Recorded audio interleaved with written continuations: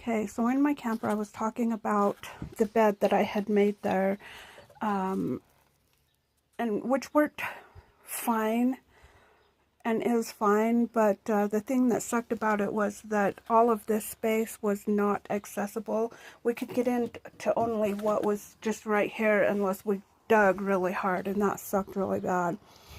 So I was thinking the water tank and the battery and stuff like that is underneath there, and I can store those 2 bags underneath there as well. But I was thinking, what would happen if I took this side out, because I do have a table that can sit there, and I also have 2 chairs that would sit here just fine. And so I was thinking of trying that for our next trip and see how that works out for us. Temporarily, I have the bunk up there. This whole place is a mess right now. So the reason I don't want to put these cushions back is because they are not original to this trailer. So they have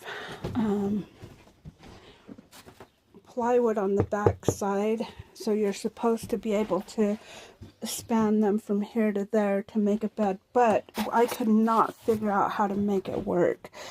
It's not original. And the table, I think you were supposed to actually use the table to make the platform for the bed, but even then, that table that we had in here wouldn't go across there. I mean, it would, but if you sat on the edge, you would flip over. It would tip the whole thing over. So I'm not okay with that. And although I do like the idea of keeping things as original as possible, you know, sometimes you just have to out with the old and in with the new, and let's see what happens.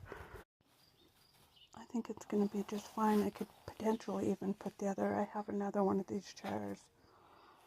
I can even put it in here. And this table is just freestanding, so we can turn it whatever direction we want. And move the chair however we want. I think this is going to work. We'll see. We'll see what happens next.